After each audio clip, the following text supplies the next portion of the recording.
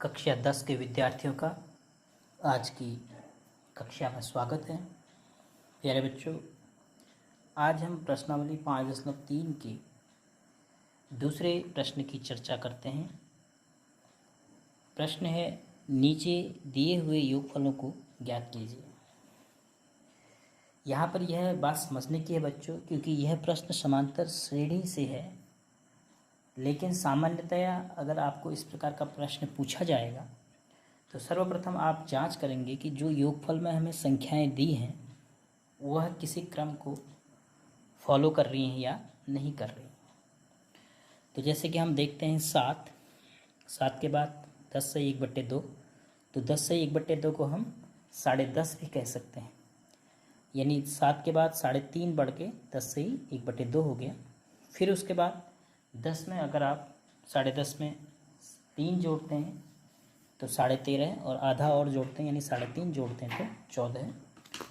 तो इसके प्रथम, द्वितीय और तृतीय पद जिस क्रम से हैं उसी क्रम से आगे भी आ रहे हैं, इस डैश डैश का ये मतलब है।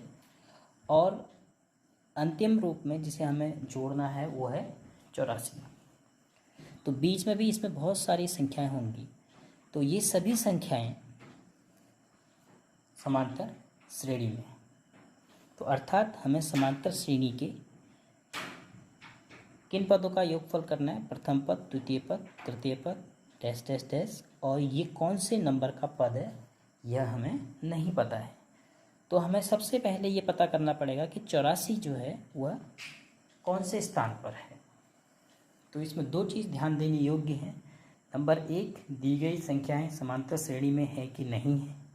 नंबर 2, समांतर श्रेणी का जो अंतिम पद है वह किस स्थान पर है, उसका हमें क्रम पता करना है। उसके बाद हम फॉर्मूला अप्लाई कर पाएंगे।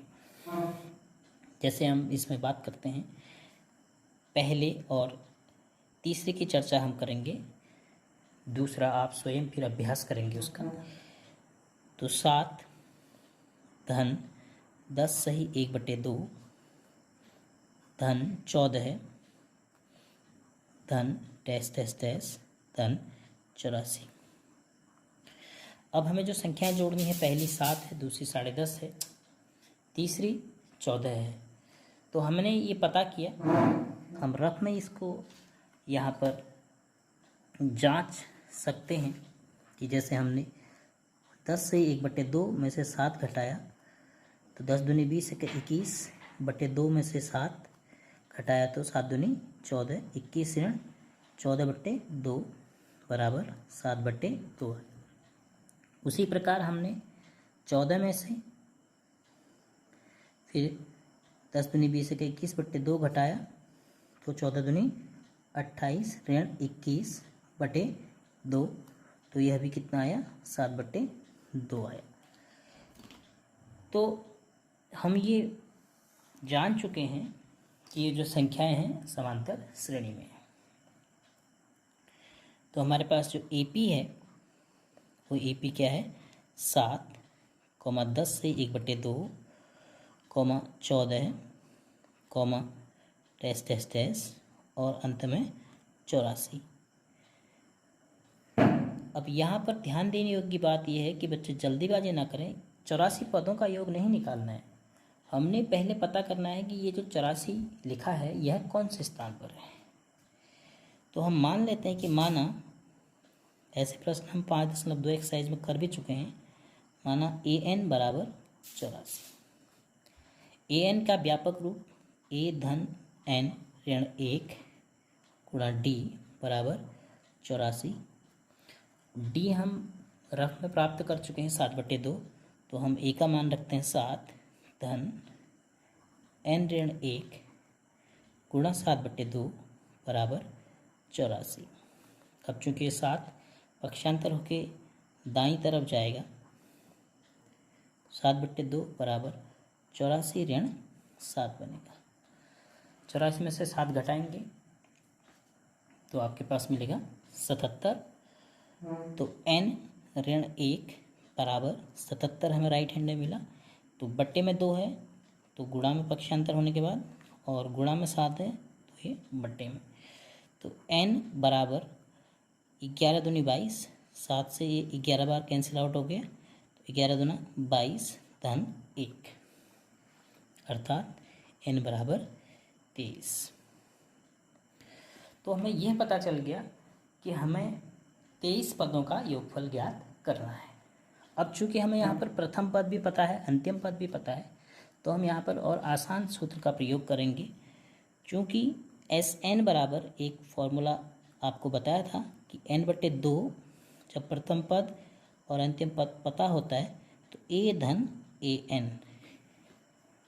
हमें यह भी पता है कि कितने पदों का योगफल ज्ञात करना है और हमें प्रथम और अंतिम पद भी पता है, तो हम इस फॉर्मूले का इस्तेमाल करेंगे जो हमें थोड़ा सा आसान होगा। तो 23, क्योंकि 23 पदों का योगफल ज्ञात करना है, 23/2 प्रथम पद है 7 धन अंतिम है 84। अब हम इसको जोड़ते हैं, तो 23/2 गुणा 84 में 7 जोड़ के 91।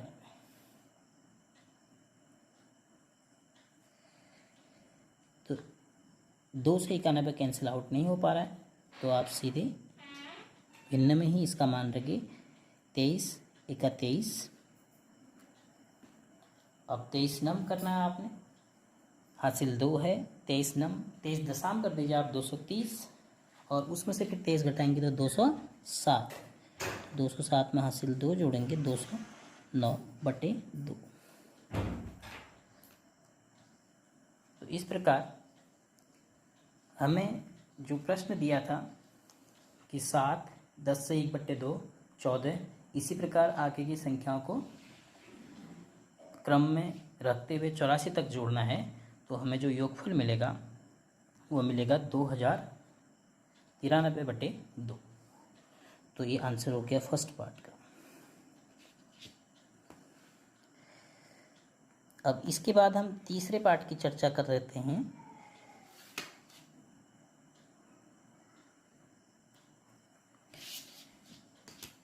जिसमें कि हमें जो संख्याएं दी हैं जिनका हमें योग करना है, -5 धन -8 धन -11 धन कहाँ तक, इसी क्रम में -230 तक। अब इसमें भी हम रफ में पहले ये देख लेते हैं कि हमारी संख्याएं किसी क्रम में है कि नहीं। हम -8 में से घटा लेते हैं -5 को, तो हमें मिलता है -8 धन 5 बराबर -3। अब -11 में से वही हमें प्राप्त होगा -8, तो -11 धन 8 बराबर फिर से -3। तो इसका मतलब ये संख्याएं एक समांतर श्रेणी में हैं। तो समांतर श्रेणी हम नोट करते हैं। जो हमें समांतर श्रेणी प्राप्त होती है, -5, -8, -11, -230, यहाँ तक हमें योगफल ज्ञात करना है। तो फिर से उसी प्रक्रिया को हम अपनाएंगे। -230 कौन से क्रम पर है हमें ये नहीं पता, तो हम मान लेते हैं कि माना AN बराबर -230, तो A धन N-1 D बराबर -230। A की जगह -5 धन N-1 गुणा -3 बराबर -230। अब हम यहाँ से -5 को पक्षांतर कर देते हैं, तो N-1, अब इसका धन चिन्ह अंडरस्टूड हो गया, गुणा -3 बराबर -230 धन 5, तो N-1 बराबर हो गया, -230 में आपने धन 5 कर दिया तो -225 बटे, इस गुणा को हमने पक्षांतर किया तो -3 बटे में आ गया। अब ऋण से ऋण कैंसिल हो गया, तो n बराबर बचा, पहले इसका भाग दे देंगे, 3 7 21, 3 5 15 धन 1, तो n का मान आ गया 76। अर्थात जो ऋण 230 संख्या लिखी है वह इस समांतर श्रेणी के 76वें स्थान पर है। तो इसका मतलब हमें 76 पदों का योगफल ज्ञात करना है।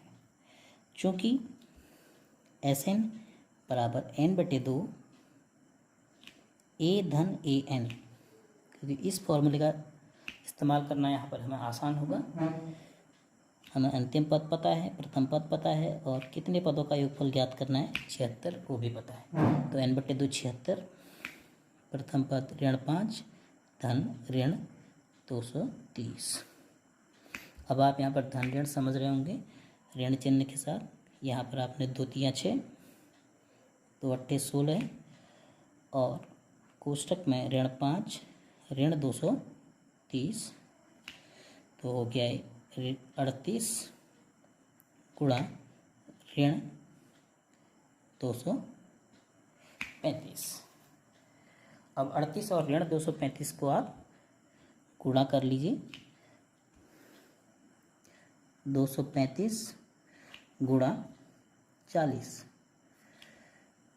4 पंचे 20, 4 तियां 12, 14 और 4 दूनी 8, 1 9। 40 से क्यों मैंने गुणा किया? क्योंकि मुझे 38 से गुणा करना था, तो मैंने 40 से गुणा कर दिया। तो मैं अब 235 को 2 बार घटा दूंगा। 40 बार मैंने गुणा करके ये प्राप्त किया, तो 2 बार अगर करूंगा तो 2 दूनी 4, 135 दूनी 70, तो यहाँ पर 30,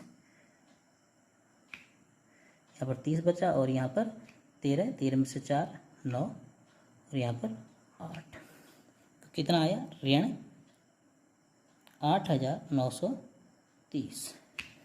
आप जरूरी नहीं है कि कैलकुलेशन आप